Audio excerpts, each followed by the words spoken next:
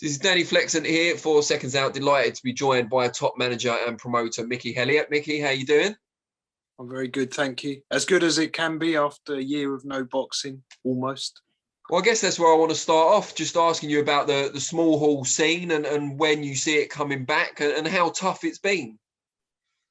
Do you know what? It's a good question, but it's not really one that I got a happy answer to because I heard so many different promoters saying, "Oh yeah, I'm doing a show on this date." And look, if you watch the government's press conferences, which I watch it like twice a week, start to finish to pick up, I mean, you can hear what they're saying. They're saying like, we don't know when small hall boxing.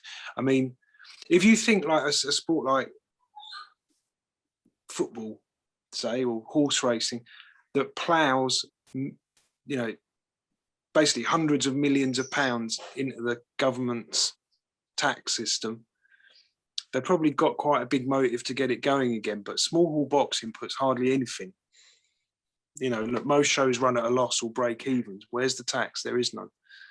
Bit of VAT here and there. It's not, in terms of worth the risk. No, it's not for them, I'd say. Because you can get a lot of people infected in one go, and they're not making a penny out of it. Where's their motivation to get it? That's how I'm feeling it. Maybe I'm just a bitter old cynic. But yeah. I think given the year that you've had, it's probably forgivable. Although it's difficult from the promotional side, how challenging have you found it to get your fighters out in a managerial capacity on other promoter shows? Very difficult, very difficult. And to be honest, I've been offered fights, but they're all like, look, my business, I see it like it's a conveyor belt, right? So I take guys from the amateurs that are just finding their way, and I sort of polish them, and not just polish them, actually prepare them mentally and professionally, so that when they do go in, I mean, if you look at, I've got a very good track record of bringing these guys along, and then when they get plunged in, the Asinia Byfield, Floyd, more guys that I've put onto Matchroom shows or Frank Warren shows, and they've had their big chance on the telly, and they've not gone in as lambs to the slaughter. That's easy to do. Any manager can do that with no brain. Get a phone call, oh yeah, we'll take that, and their guy goes and gets smashed up. That, look at my guys, the guys that I get that I put in that get beat. I mean, my boxer probably knows before he goes in there, because I'll have said to him, listen, this is a very, very hard fight. You're fighting a guy, a weight division above you and blah, blah. It's very good money. If you want to take it, I'm not going to stop you. Well, if he says, yeah, I just want, we'll do that. Okay, we'll do it. But the guys that have been built up and that have gone in to win, we've got a really good track record of them coming out well. So it's very difficult at the moment because we can't really, if you say like the last one was Philip Bowes. Okay, so Philip, he boxed on my shows, we built him up. He became Commonwealth champion on one of my shows. He defended the Commonwealth title on a big Matchroom show up in Liverpool, got very well paid for it. And then he fought for the British, which actually I won the purse bids, but then I sold the purse bids to MTK. So they put the fight on. Thankfully, they've managed somehow with no TV to put some shows, with no audience in. Which, I mean, that was a good thing. But the problem is, okay, so then Phil Bowes got beat. What I'd normally do with a fighter like that, I'd then get him a couple of wins on my shows, and then we go again. Then we go back into, he's a seasoned campaigner. He's ready to fight. Just went the distance in a close fight for the British title. He's up there. Sure. There's no question about it. He's there. The problem I've got at the moment is we can't get those two little wins. And I don't really want a guy coming off a loss, having 4 months out, and then going and getting another, because that's the end of his career then. I think Philip, now his age and the way this pandemic has gone, it probably is it for him, But just glad that, all right, at least we won the Commonwealth and defended it before his party was over.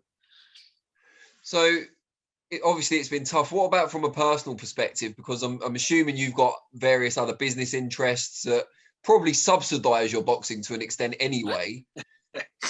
Yeah, I tell you what, you're not losing money anymore. I mean, yeah. put the money into something that's a bit more profitable, certain to give a return. I've been in Newmarket. I've been in Newmarket for a month now, and I'm there for another 3 weeks working with horses. Horse racing's just carried on pretty much. I mean, not the same as usual because you haven't got the crowd, but the racing's still on. Yeah. People still race.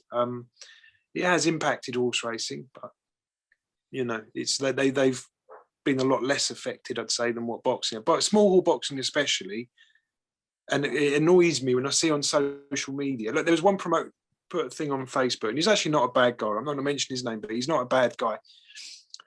But I had about 5 boxers ringing me going, "Oh, he's doing a show. We want to be on it. Give him a call. So I rang the promoter and I went, "I saw you were doing a show. I mean, have you got some TV or something? How are you going to do that?" He went, no, we're just going to do it. We're going to sell some pay-per-view online, right? Which is a lovely idea.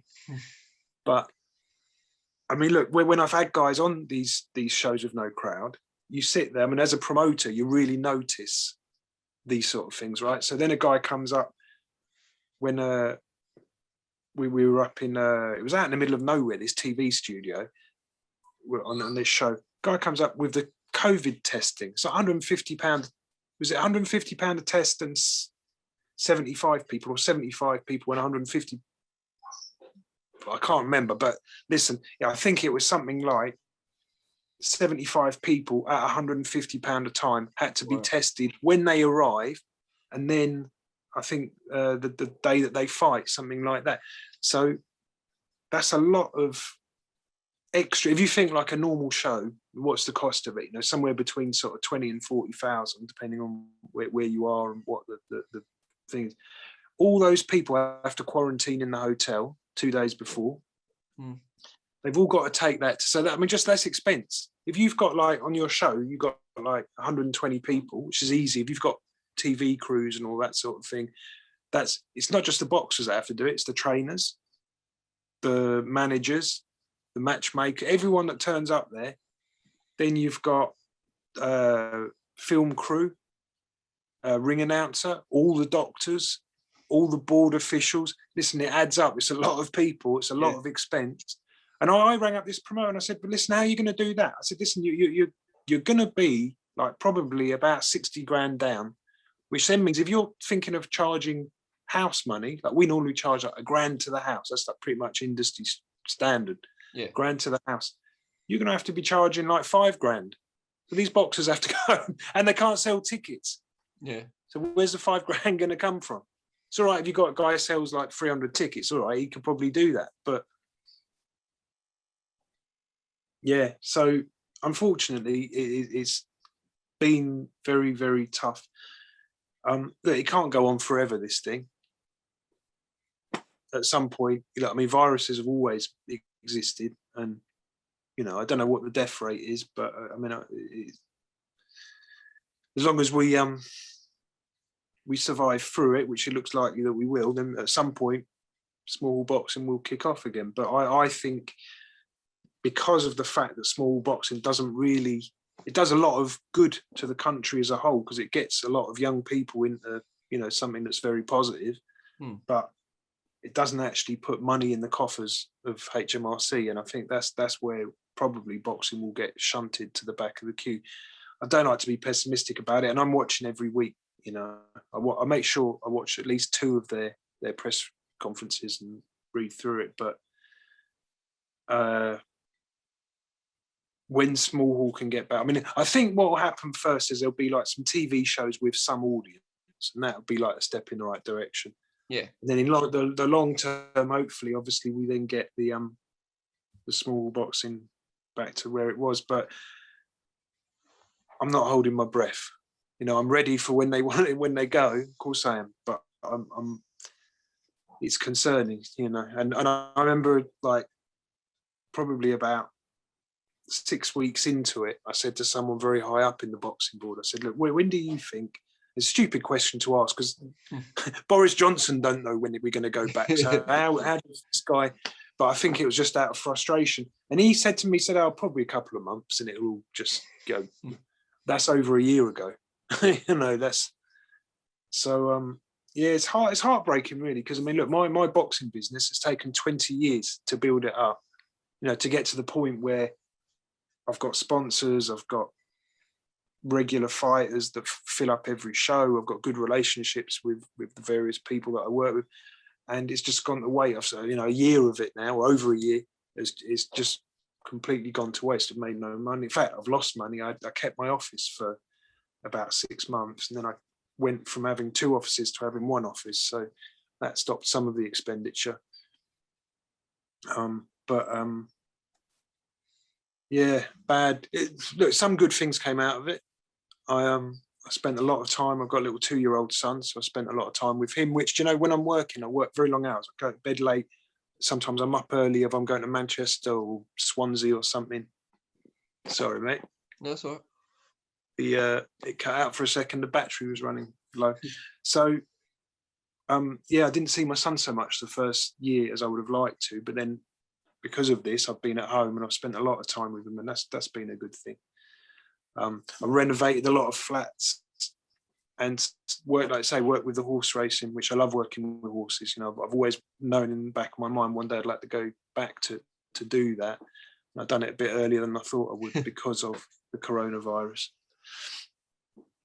But yeah, I mean, I would imagine from your end, there's probably a bit of a problem as well, because what is there to write about if the guys aren't fighting? Exactly. Yeah, I mean, people aren't searching for boxing content online when there's no big events to focus around.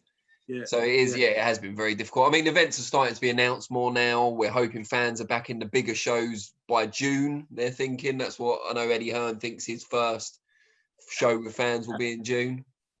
How many times can they announce that Fury and Joshua, everything's agreed and then they're going to fight? You know, it's like every other week. A few more yet. There's still no more. There's no venue, and there's. I heard it's going to be in Saudi. That was the latest scoop. I've heard it's going to be in Saudi. So now we just need the date. Say again. Now we just need the date.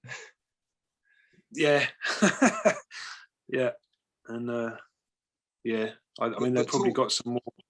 Talking of Matchroom, or we sort of were, the big news that came last week, at least, because we're talking about scoops, certainly according to Mike Coppinger, the US journalist, is that Matchroom, after a long relationship with Sky Sports in the UK, will be moving their boxing content to DAZN, where they already have in the rest of the world. What did you make of that news? Sorry, come with me. We're taking a little talk. I'm going to plug my phone in before it runs out. It's a good idea. Well, that is big news.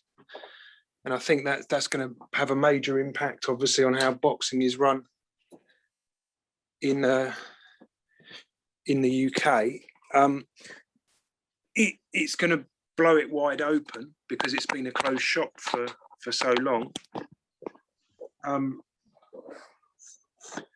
I mean, I hope that they'll go back to having like 3 or 4 promoters.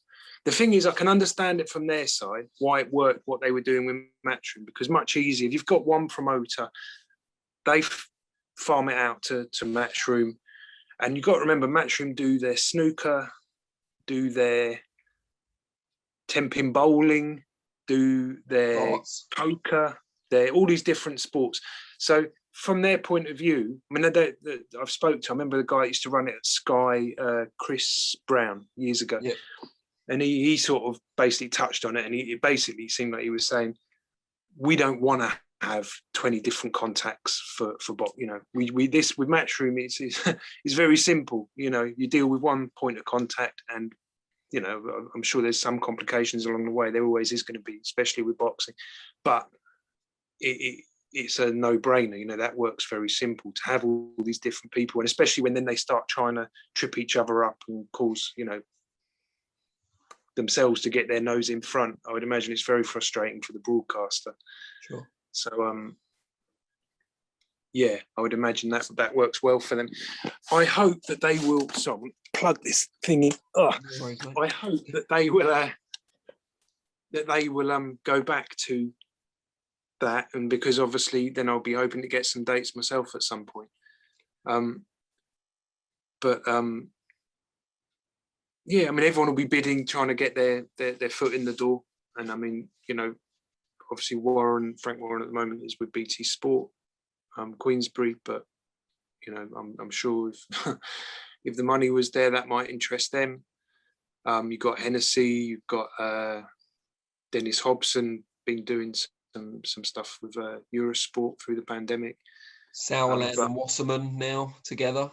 Yeah, Sauerland coming in. I've seen they've been signing some guys up. So MTK as well, of course. MTK, well, that they're a massive player now in British boxing, so I'm sure that they'll be in the mix.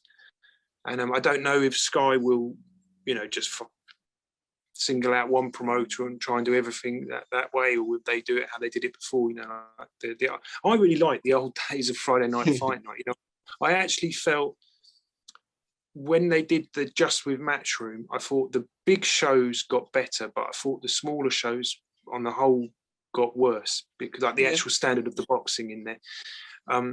When you had like 3 or 4 promoters competing with each other for those dates, the standard of the smaller shows got better, because they were more motivated to outshine each other, and I thought that was really good for the small. And some of the shows, you know, that we've seen, some of the Matchroom shows have been brilliant. You know, I think some of them's been like really good, but some of them, you know, like you could pick through the show. Well, he's going to beat him. He's going to stop him. He'll beat him on points. And you know, you got less of that when you had everyone competing with each other, especially because look, if you've got 3 or 4 promoters, say welterweight, say they'd each have their welterweight top guy, and they try and launch them in. They'd risk it for them to fight against each other. Whereas when it's just like you've got one promoter and they might have, you know, the champion, they try and protect him. Well, where's the motivation to go and, you know, they won't pitch their guy against the best contender out there. They'll pitch him against the one who's most certain to beat, probably. What do you make of it from Matchroom's point of view in the move to DAZN? Is it kind of sacrificing a certain level of exposure, but for a cohesion of having all your content with one provider? If I'm honest, I just think it's money. I think they've run into a guy with a huge amount of money. He's already ploughed in. If you were to take Box Nation, if you like, as a yardstick as to does it work for a broadcaster to charge a small amount, very small. I mean, DAZN is brilliant value for money. I don't think there can be any argument about that. I mean, look at the fights that they're putting on and the tiny amount of charge that they charge. I mean, it's mind-boggling. And they're obviously hoping that throughout the world, you know, they can pick up the volume of subscribers. But I mean, it's I don't know. It's a huge punt. It's a massive risk. I think this is what I honestly think. I think boxing's a sport where often it sort of makes sense to jump off. I wouldn't say a sinking ship, but jump from one place to you know. I don't think Sky's going to collapse, but I think maybe the money that Sky will pump in is maybe not competing. Well, it must. The DAZN must be paying a fortune, and to break, they have to penetrate the market. They can't penetrate it by paying less. No one's going to go to them. They'd have to be paying more, and I think that's probably what maybe they're allowing. I don't have an inside track with Matchroom. That I speak to them, but they wouldn't discuss to me the confidential details of their broadcasting deals. But I would imagine they're probably trying to leverage more control over the content that they provide, which maybe they can negotiate that more easily with someone like DAZN. And like I say, DAZN have to penetrate the market. So presumably they will be paying more money. And you could say it's a little bit short-sighted, maybe to come in to collect that extra bunts, that extra money. But because if it all falls flat on its face, which I mean, if you look at Box Nation, well, that sort of pretty much disappeared. And I mean, how do you come back from that? Because if okay, imagine they go with DAZN and it does fall flat on its face. It's a very similar I mean, I know that maybe it's on a bigger scale, but maybe that's what Box Nation was hoping to become if it had gone better, and then the money might have run out. If the money does, or the investor decides to pull out from DAZN, thinks, well, I know I'm not going to put any more good money chasing bad debts and stuff that's gone pear-shaped, we're out. Can Eddie go back to Sky and say, oh, well, now I want to side up with it? Yeah, he can. Absolutely. I'm sure he can, because how much content does Matchroom give Sky? You know, all the different sports. So I'm sure they'll still be in a position, and I'm sure they won't have even, I'm positive Sky will be very disappointed that's the way that it's gone. But I think long term, probably, you know, yeah, absolutely. Eddie can, you know, it's a phone call. He can go back and we can do it. And who knows, maybe DAZN will work. I mean, I think in my heart of hearts, I think it's a brilliant, as a boxing fan, I think it's amazing. I've got to say, I don't like the commentary often on it. I find it very biased. But all channels are biased. Look, do you know what? Nearly all channels are biased. I don't think that, like I say, there's some of the commentary I've heard on DAZN I've found particularly like half blind sort of thing to what's going on. But listen, they must have a motive for that. They understand what they need to sell. If that is what they think works, that's what they're going to do. Just because I don't agree with it or like it, so be it. So we'll see. Yeah, it's going to be good to see everyone upping their game, trying to get their nose in front to get on with Sky. Well, I wish you the very best of luck in that regard. And also for bringing small hall boxing back generally. We're all looking forward to that. It's important. Yeah. You know, there wouldn't be these big shows without the small shows. What? It's been such a big part of my life for so long. It's just such a massive, if you think it's something, it's not just when I put the shows on, when I'm sat in the venue. For me, it's a business that runs 24 hours a day, round the clock, to put those shows together, to get, you know, like Philip Bowes fighting for the Commonwealth was a massive puzzle, you know, to put together. It was hours and hours and hours of fishing around, getting the right guy for him to do his eliminators, to challenge against, to fight. It ends up eating into every area of your life. You know, it's a massive commitment and a lot of sacrifices. And then suddenly for it to just disappear like that in a blink, you know, oh, can't do it. It's a bit like fish out of water, you know. It's very, I've got other business. I mean, I've got properties. Like I say, the properties have all got refurbished. They all look like Buckingham Palace now. They've gone from being the bottom end of the scale to, and the rents have got, you know, we've increased the rents on all of them, because that's a good thing. You know, that's something that even in, if you take into account the money that we've lost, that I've lost, the fact that the rents are now going up, and also stuff like, I've got some land in Tottenham, right? Nothing to do with boxing, but I just ignored it because my head is so much in doing the shows that's all my effort, all my attention goes to there. Now we're building 6 flats on that land. Well, how much? It's quite central, you know. It's like 5 minutes walk from Seven Sisters. Well, that should have been done 20 years ago, because I've had the land years, 15 years. I should have had it. I should have done it then. But because I've been so engrossed with the boxing, well, while the boxing stopped, I've gone back there and I thought, right, get an architect in, see what we can. 6 flats. That's what boxing does. Just completely sweeps all your attention into one area, and it's not really particularly, you know, we make profit, but not in comparison to flogging 6 flats in central London. No. Well, at least there's some good news that's come out of the pandemic. Yeah, that's it. It's not all bad. Good stuff. Well, I really appreciate it. Oh, go on. When our shows are rolling again, it'll be good to speak to you again. Are you still living 100%. What's that? Are you still living around Caledonian Road?